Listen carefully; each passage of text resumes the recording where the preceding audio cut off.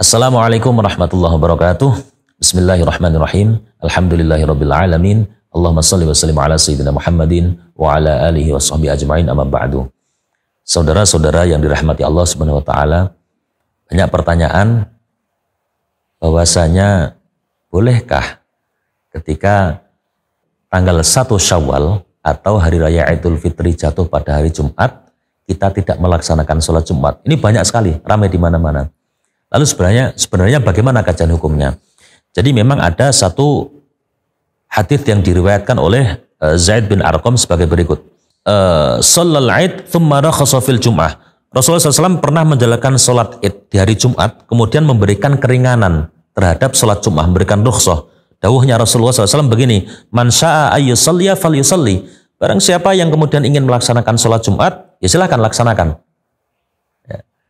Kalau yang tidak ingin melaksanakan, silakan tidak melaksanakan. Nah, tentunya yang namanya hadis ini harus ada pengkajian yang dalam. Nah, kemudian diturunkan produk-produk hukum dari hadis ini oleh para ulama, menjadi kemudian ada khilaf atau perbedaan di antar ulama. Dari hadis ini, satu contoh mazhab kita, Imam Syafi'i berpendapat bahwasanya agama ini memberikan keringanan bagi penduduk pedalaman atau yang jauh dan sulit mengakses dari rumahnya untuk mengakses ke masjid. Saya kemudian berpikir begini, pada zaman baginda Nabi Muhammad SAW, orang-orang Badui yang mereka hidupnya adalah di lereng-lereng gunung yang memang jauh dari Nabawi, ini pasti akan sangat memakan waktu sekali ketika para mereka ini berjalan untuk menuju ke Masjid Nabawi. Sementara jangan kita bayangkan sebagaimana saat ini, dahulu tidak sebanyak sebagaimana kita saksikan saat ini masjid. Dan dahulu belum ada alat transportasi yang bisa secepat hitungan menit atau hitungan jam kita bisa sampai. Dulu sangat susah sekali. Yang bisa naik onta atau bisa naik kuda hanya masyarakat-masyarakat berkelas yang memang mampu. Bayangkan ketika para sahabat yang jalan kaki, mereka mungkin bisa menempuh dari rumah ke masjidnya selama 3 jam atau mungkin 2 jam.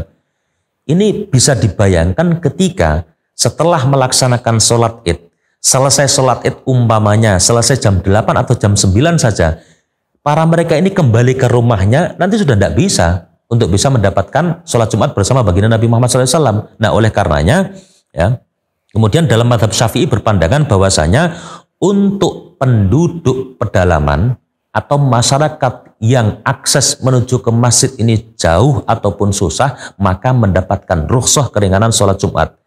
Tidak dengan masyarakat kota yang ada atau berada pada sekitar area masjid tersebut. Ini versi mazhab Syafi'iyah. Ada pula yang kemudian menurut mazhab Imam Ahmad bin Hanbal, kalau beliau dimutlakan semuanya, tidak menyatakan kewajiban sholat Jumat baik bagi penduduk desa, ya, pedalaman yang akses ke masjidnya jauh ataupun penduduk yang kota di sekitar masjid tersebut.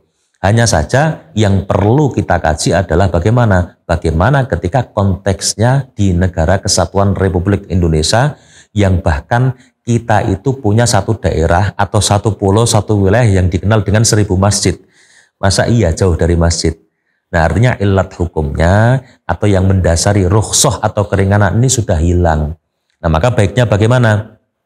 Menurut saya secara pribadi, baiknya adalah ketika memang kita dalam wilayah, sekali lagi, di dalam wilayah, di dalam daerah yang akses masjid sangat dekat dengan kita, yang sangat mudah untuk kita jangkau, ya maka sholat Id kita laksanakan, kemudian nanti siangnya melaksanakan sholat Jum'ah.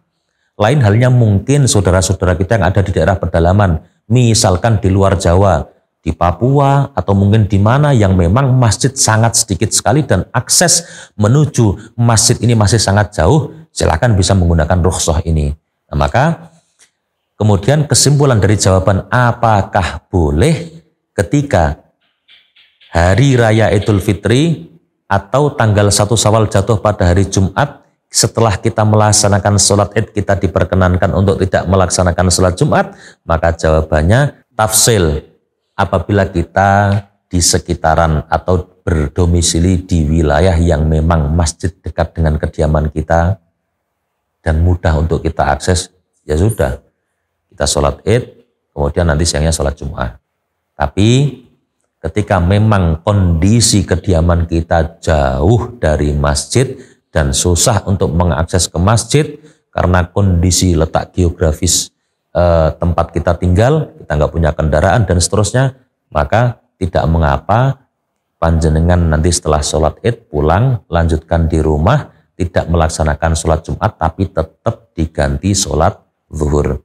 Kiranya cukup sekian, semoga bermanfaat. Wallahul muwaffiq ila aqwamit thoriq wal afu minkum. Assalamualaikum warahmatullahi wabarakatuh.